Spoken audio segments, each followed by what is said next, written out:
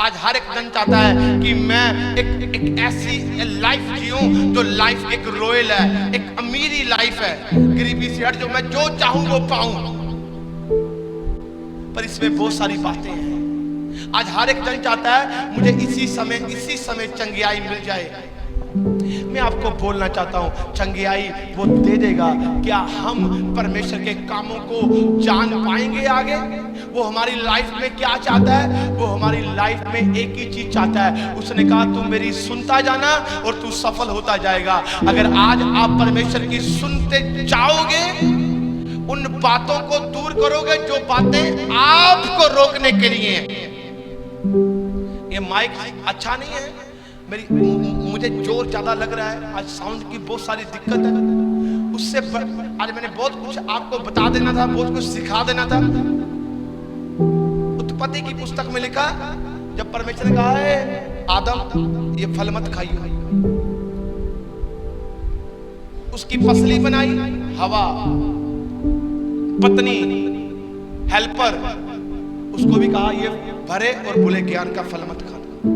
शैतान ने वही चीज में भरमाया, जैसे भरमाया उसने आप खाया, अपने पति को भी खिलाया। जैसे ही खिलाया, उसने किसकी सुनी? बोलो, परमेश्वर की नहीं, किसकी सुनी? आज बहुत सारी ऐसी बातें हैं, आपके पास बहुत सारे ऐसे विचार आएंगे, बहुत सारे ऐसे लोग आएंगे जो आपको रोक सकते हैं, बहुत सारे ऐसे फोन कॉल आएंगे जो आपको रोक सकते हैं आपकी आशीषों को। आपको किसकी सुननी है? पत्नी ने फल खवाया आदम को, जैसे ही खिलाया वैसे ही परमेश्वर से दूर हो गए। पाप की मृत्यु मौत है, आत्मा में मर गए थे, वो शरीर में जिंदा थे। और जब यहोवा परमेश्वर शाम के दोपहर को उनसे मिलने आता है, वो कहता है हे आदम तू कहां है?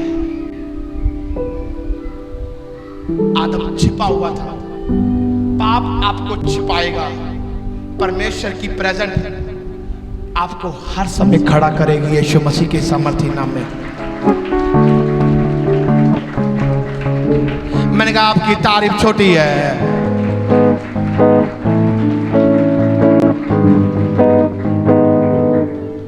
पाप आपको छुपा सकता है। इसको कहा इसमें आशीष है, इसमें ही बरकत है, जो तू करेगा उसमें सफल होगा ही होगा।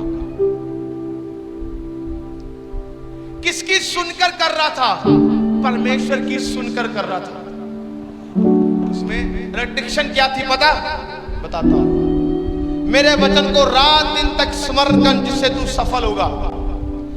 यहोशू की पुस्तक 1:8 में लिखा, कहता व्यवस्था की ये पुस्तक तेरे जिससे कभी ना उतरने पाए, इसे रात दिन तक ध्यान करना, जिससे तेरे सारे काम सफल होंगे।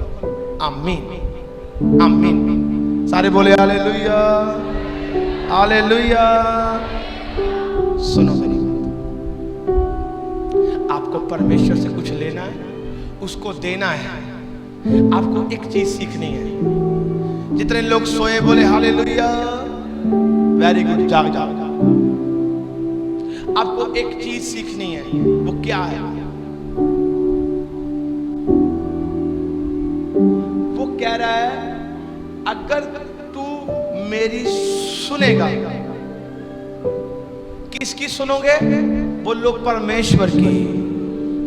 कहता अगर तू मेरी सुनेगा, जो तू करेगा हर काम में तू सफल होगा। अगर आप परमेश्वर की सुनोगे, आप गलत कामों को हाथ भी नहीं डालोगे। अगर आप परमेश्वर की सुनोगे, बुरी संगति आपसे दूर जाएगी। अगर आप परमेश्वर की सुनोगे, आप आशीष के वारिस बनोगे। अगर आप परमेश्वर की सुनोगे, मैं आपको बोल सकता हूं एक समय आएगा जहां पर आपको दुख मिलता जाएगा, पर मैं आपको बोलना चाहता हूं अगर परमेश्वर की सुनकर दुख आ रहा है, वो दुख में आपको एक शिक्षा मिल रही है। और जब आप उस दुख से बाहर निकलोगे, आप उस दुख से बाहर निकलने के बाद सेम नहीं रहोगे, एक बड़ी ब्लेसिंग को पाओगे यीशु मसीह के सामर्थी नाम में।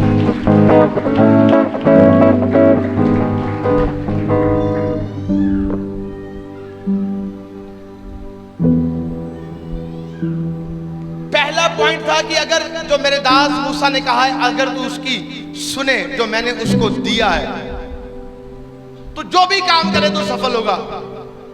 इससे एक सीखने की बात है कि परमेश्वर अपने दास को पीछे नहीं रख रहा। कहता कि अगर तू मेरे दास, जो मैंने उसको शब्द दिए थे, अगर तू उसकी सुनकर उन कामों कर रहा है, तू प्रभावशाली होगा। दूसरा पॉइंट था,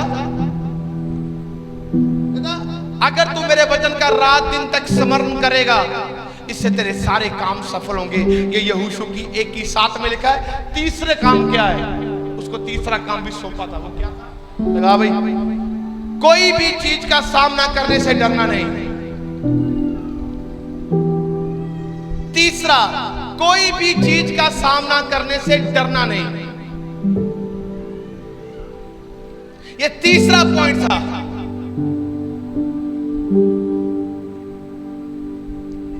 आज हम जब खुदा को जानते हैं, प्रार्थना करने वाला व्यक्ति, खुदा को जानने वाला व्यक्ति, वो अपनी लाइफ का हिस्सा डर बना रहा है। डर आना गलत नहीं है, पर डर में बने रहना एक पाप है।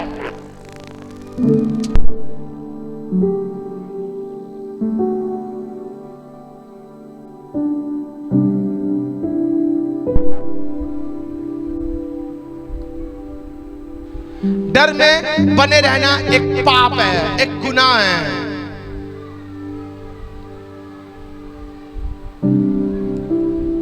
उसको कहता, मैं तुझे आगे लेकर जाऊंगा, सामना करना सिखाऊंगा, तुझे डरना नहीं है, तुझे सामना करना है। याकूब की पत्री 4:7 में लिखा, कहता जब हम परमेश्वर के अधीन होते हैं, तो कहता वो हमें कहता है जाओ सामना करो, शैतान तुम्हारे से भाग जाएगा।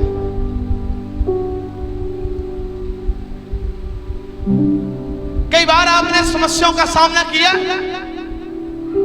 या उनको देखकर आपने एक पिक्चर बनाई है, आप नर्वस हो गए और आप रोने लग गए, आप भाग गए। एक हाथ उठाने वाला व्यक्ति परमेश्वर के आगे, और जब वो समस्या के पार जाता है, वो व्यक्ति अब व्यक्ति नहीं होता, उसके अंदर परमेश्वर की अनॉइंटिंग होती है। अब वो हाथ उठाकर जब उस बीमार के ऊपर रखता है, वो नहीं, अब प्रभु की सामर्थ उसके भीतर आ चुकी है। वो सेम नहीं रहता, वो डर से, बीमारी से आजाद होकर बीमारी के बिस्तर को पलटकर चंगियाई में आ जाता है। यीशु मसीह के सामर्थी नाम में।